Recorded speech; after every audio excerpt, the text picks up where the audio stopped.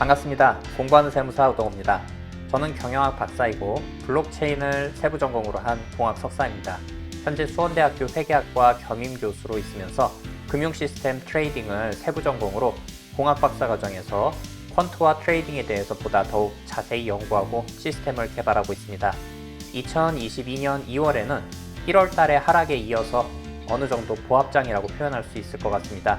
늘 말씀드리지만 전업 투자자가 아니시라면 시장의 변화에 너무 일희일비하며 대처하려 하지 마시고 적절한 자산 배분과 퀀트 투자를 접목한 투자를 하시는 게 가장 속 편하고 통계적으로도 유의한 투자 방법이 아닐까 생각합니다.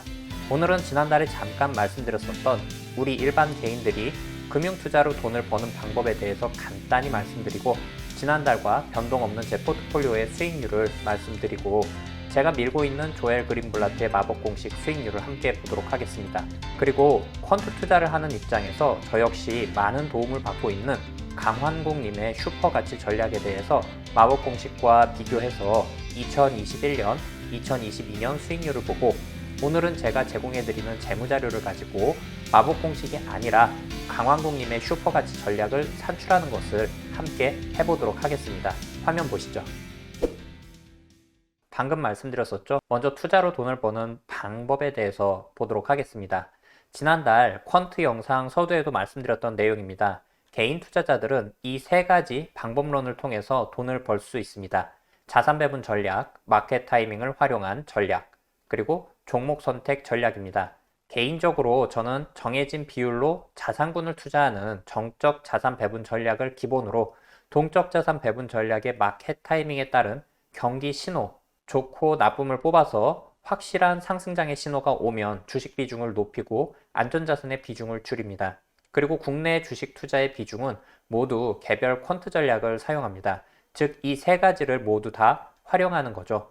그럼 이 세 가지 중에 장기적인 수익을 내기 위해서 가장 중요한 요소는 뭘까요? 포트폴리오 성과의 결정 요인이라는 아주 유명한 논문에서 자산 배분이 마켓 타이밍 또는 종목 선택과 같은 투자 전략보다 중요하며 총수익률 변동성의 95.6%를 설명한다 라는 결론을 냈습니다.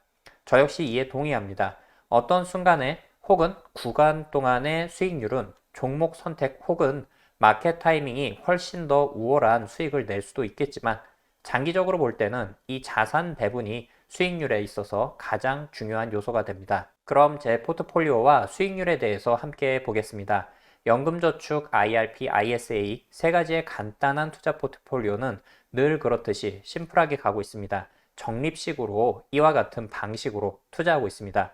사실 연금 계좌를 동적 자산 배분 전략으로 투자해 보려고 했지만 일단 매월 리밸런싱 하는 게 굉장히 귀찮기도 하고 슬리피지, 즉 거래 비용을 생각하면 저한테는 1년에 한 번만 리밸런싱 하는 정적 자산 배분 전략으로 가는 게 더 매력적이라고 느껴져서 그렇게 하고 있습니다. 제 금융투자 자산은 크게 이 연금 자산군, 그리고 일반 주식 계좌를 통한 메인 투자를 하는 그 계좌, 그리고 코인 투자 이렇게 세 가지로 나눌 수가 있는데 모두 매월 적립식으로 쌓아가고 있습니다. 이 중에 이 연금자산군은 세액공제 혜택까지만 보길 원해서 정해진 금액과 비율을 맞춰서 불입하고 있는데요. 자산 배분을 중요하게 말하면서 왜 개인연금저축은 몰빵을 하냐고 물어보신 분이 계셔서 제 적립 비율을 보여드립니다. 전 일반적인 매매 계좌라면 당연히 나스닥에만 투자하는 방식을 절대 추천드리지 않습니다. MDD 때문인데요. 연금은 성격이 다르다고 생각합니다. 연금은 부동산처럼 어차피 떨어져도 계속 가져갈 거잖아요. 게다가 적립식 투자고요. 장기적으로 봤을 때는 주식에 대한 투자가 가장 성과가 좋은 것도 사실이고요. 그래서 저 역시 저희 아이들한테 매월 개인연금 저축 불입해 주는 것은 그냥 나스닥 ETF만 사주고 있습니다. 그런데 제 것은 이러한 금액으로 여기 나와 있는 것처럼 매달 들어가고 있습니다. IRP에 25만원, 개인연금 저축에 35만원, 어차피 세액공제 혜택이 1년에 700만원까지거든요. 그래서 이렇게 맞추고 있습니다. 그리고 ISA 계좌에는 달러를 30만원씩 사고 있습니다. 매달 이 연금 운용군으로는 90만원씩 들어가고 있는 건데 이렇게 보면 사실 주식은 IRP와 개인연금 저축을 다 합했을 때 60%가 채 안 됩니다. 매달 사는 것이요. 그리고 채권이 약 8%, 달러 현금이 33% 정도 되는 거죠. 6대4 포트폴리오랑 비슷한 건데 시장이 확 떨어지면 가지고 있는 달러로 주식을 매입하려고 합니다. 지난달 연금자산군의 수익률은 마이너스 2%였습니다. 1월 달에도 떨어졌었는데 조금 더 떨어졌죠. 그리고 현재 제 메인 투자 포트폴리오입니다. 지난달과 마찬가지 동일한 비율입니다. 해외 주식은 25%, 전체 자산 중에 55%가 주식입니다. 역시 현금 비중도 달러로 20% 들고 가고 있습니다. 그리고 여기에는 표시가 안 되어 있지만 가상자산들에도 투자하고 있다고 말씀드렸었고요. 2월달 제 금융투자는 2.25% 수익이었습니다. 동일 기간 코스피는 1.35%, 코스닥은 0.94% 올랐습니다. 지난달에 많이 빠졌던 것에 비해서 코스피나 코스닥의 회복은 횡보 상태 정도라고 이야기할 수 있을 것 같습니다. 확실히 그래프가 코스피나 코스닥에 비해서 안정적으로 움직이죠. 올해 1, 2월 달로 놓고 보면 저는 마이너스 2.68%, 코스피는 마이너스 9.35%, 코스닥은 마이너스 14.79%입니다. 물론 코스피와 코스닥 역시 많이 떨어진 만큼 상승장에서는 제 포트폴리오보다 높게 올라갈 겁니다. 대신 그래프 보시면 아시겠지만 결국 비슷한 양상으로 움직이되 떨어질 때 덜 떨어지고 올라갈 때 비슷하게 올라간다면 그게 수익률을 점차 벌리는, 즉 알파 수익률을 창출해내는 방법이 아닌가 생각합니다. 다음으로 조엘 그린블라트의 마법 공식에 대해서 말씀드리겠습니다. 저는 우리 같은 일반 개인에게 마법 공식보다 더 편하고 쉽게 써먹을 수 있는 원칙 투자는 거의 없다고 말씀드리고 있습니다. 마법 공식은 논리적이면서도 간단한 투자 원칙입니다. 돈 잘 벌고 저평가된 기업들을 찾아보는 거죠. 우리는 어느 기업의 주가가 올라갈지 몰라요. 다만 추측하는 거죠. 돈은 잘 버는데 저평가된 기업들은 그렇지 않은 기업들에 비해서 주가가 올라갈 확률이 더 높을 거라고 생각하면서요. 저는 돈을 잘 버는 것의 지표로 ROA를 적용합니다. 또 저평가된 기업의 지표는 펄을 적용합니다. 우리가 흔히 보는 쉬운 지표들이죠. 이 그래프는 제 자료를 이용해서 과거 2004년 5월부터 2021년 8월까지 시가총액 하위 20%를 대상으로 50종목씩 동일 비중으로 투자해서 3개월에 한 번씩 리밸런싱 했을 경우에 백테스팅 결과입니다. 누적 수익률 총 11,523.47%, CAGR 연간 복리 수익률 31.57%, MDD 마이너스 62.45%인데 엄청난 CAGR이지만 MDD 역시 너무 높습니다. 방금 전에 그 높았던 MDD는 글로벌 금융위기 당시의 낙폭인데 미래에 어느 순간이 되었던 간에 그러한 일은 반드시 일어날 거라고 생각합니다. 2021년부터 2022년 2월까지 최근의 것만 돌려봤습니다. 제 자료를 매월 올려드리다 보니까 앞에 것은 분기로 백테스팅을 했는데 이번 것은 매월로 백테스팅을 했습니다. 참고로 매월 백테스팅을 돌리면 분기로 돌린 것에 비해서 수익률이 적게 나옵니다. 거래비용, 즉 슬리피지 때문입니다. 누적 수익률은 40.88%,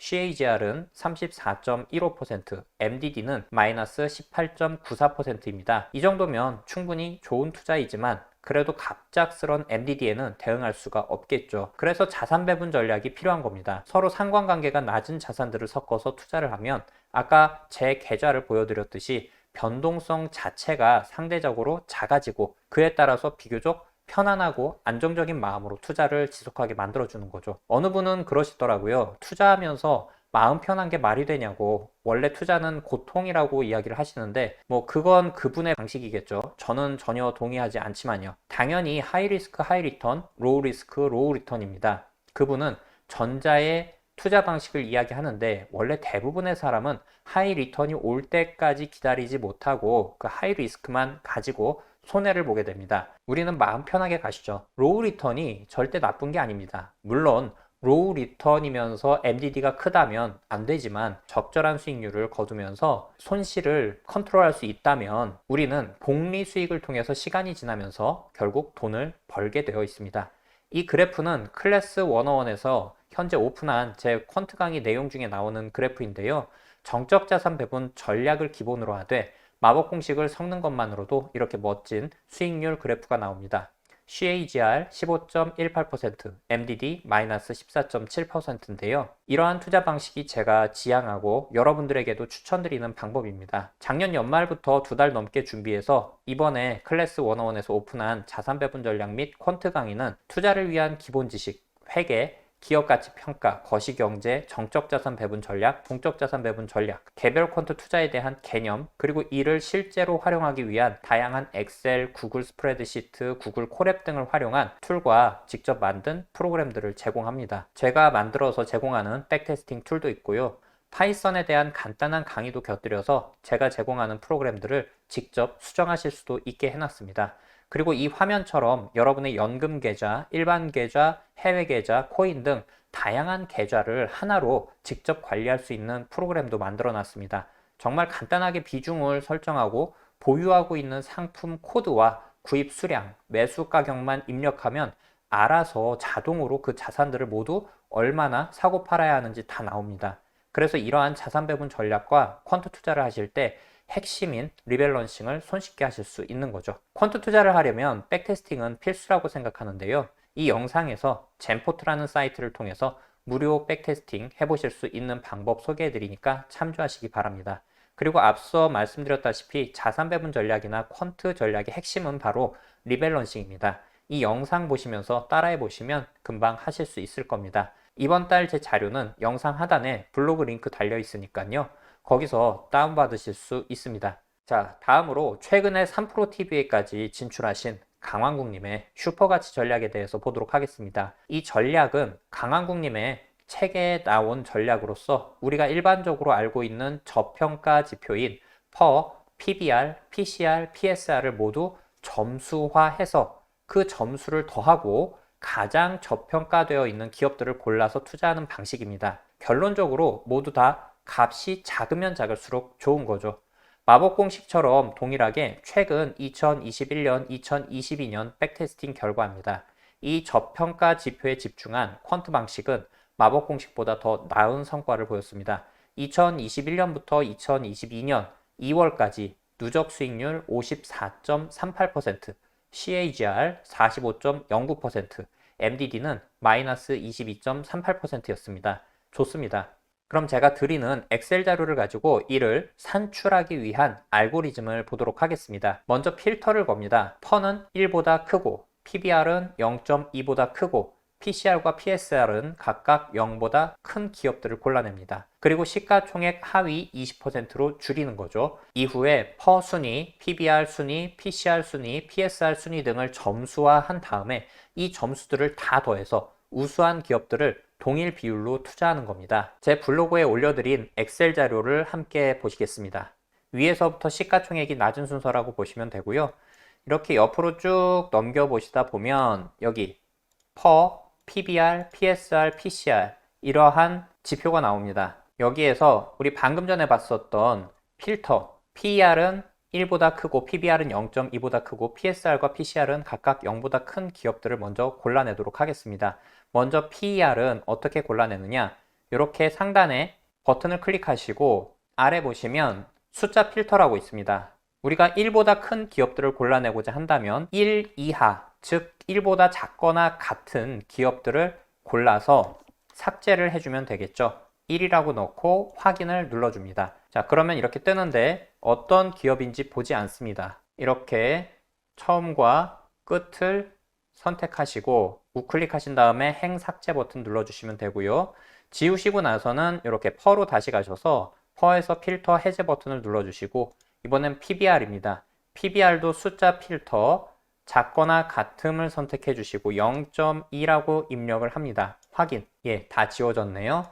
그리고 필터 해제 다시 없애시고 PSR도 똑같이 숫자 필터 작거나 같음 0이라고 입력해 줍니다. 없네요. 그리고 역시 필터 해제 PCR도 마찬가지입니다. 숫자 필터 작거나 같음 선택해 주시고 0이라고 입력을 해 주시면 PCR은 제법 뜹니다. 처음부터 끝까지 선택을 해주시고 행 삭제 버튼을 눌러주시면 다 지워지게 되겠죠. 그리고 PCR도 다시 필터 해제를 눌러줍니다. 그러면 다시 맨 앞으로 가셔서 여기 11이라고 되어 있는 곳에 숫자를 매깁니다. 1, 2라고 첫 번째, 두 번째 행에다가 넣어주시고 이렇게 점 부분에 더블 클릭을 하시게 되면 밑으로 자동으로 숫자가 일련 번호가 쭉 나열이 되죠. 전체 1108개의 회사가 남아있는 걸 알 수가 있습니다. 그렇다면 우리는 소형주 효과를 보기 위해서 시가총액 하위 20%만 남기려고 합니다. 그러면 어떻게 하면 되느냐? 전체 개수인 1108개에 0.2를 곱해보면 221등까지 남기면 되겠습니다. 그러면 나머지 222등서부터 끝까지 지워보도록 하겠습니다. 222 선택하고 역시 끝으로 내리셔서 우클릭 삭제 버튼 누르시면 221등까지 남습니다. 여기에서 이제 per, PBR, PCR, PSR을 각각 점수화 하도록 하겠습니다. 어떻게 하느냐? 이렇게 칸을 앞에 PER 앞에 총 5칸을 만들어 주겠습니다. 왜냐하면 저평가 지수 4개를 점수화, 즉 순위를 매겨주고 나머지는 총 순위를 매길 거니까요. per 순위, 그리고 PBR 순위, 그리고 여기 나와 있는 순서대로 입력하겠습니다. PSR 순위, PCR 순위, 그리고 총 순위라고 입력을 해주고요. 여기 per 순위는 어떻게 하느냐?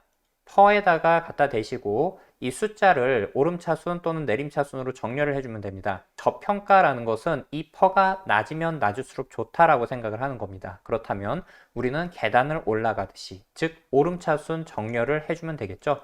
이런 식으로. 그러면 per 순위는 1, 2, 3 이렇게 넣어주시고 역시 드래그 하시고 점 버튼을 더블 클릭하시면 자동으로 등수가 매겨집니다. 또 PBR 순위도 똑같이 해봅니다. 오름차순 정렬 해주시고 PBR 맨 위에서부터 1, 2, 3 입력 후에 드래그 더블 클릭. PSR도 마찬가지입니다. 오름차순 정렬 1, 2, 3 선택 더블 클릭. PCR 마지막 오름차순 정렬 1, 2, 3 드래그 더블 클릭. 그리고 총순위는 는 해주시고 이 per 순위 앞에 있는 숫자 더하기 PBR 순위 숫자 더하기 PSR 순위 숫자 더하기 PCR 순위 이렇게 해서 엔터 누르시면 이렇게 점수가 매겨지죠. 그렇다면 어떤 점수를 우리가 선택을 해야 될까요? 이 합계 점수가 가장 작은 것부터 우수하다고 저평가되어 있다라고 보는 겁니다. 총순위에 클릭을 하시고 역시 오름차순 정렬을 하시게 되면 전체 이렇게 점수가 낮은 것부터 볼 수가 있습니다. 이렇게 보면 KTIS, 성도 ENG, 한국프렌즈공업, 유신 이런 기업들이 뜨는 걸 볼 수가 있어요. 자, 이렇게 우리는 퀀트 투자 강왕국님의 슈퍼 가치 전략을 구현해 볼 수가 있습니다.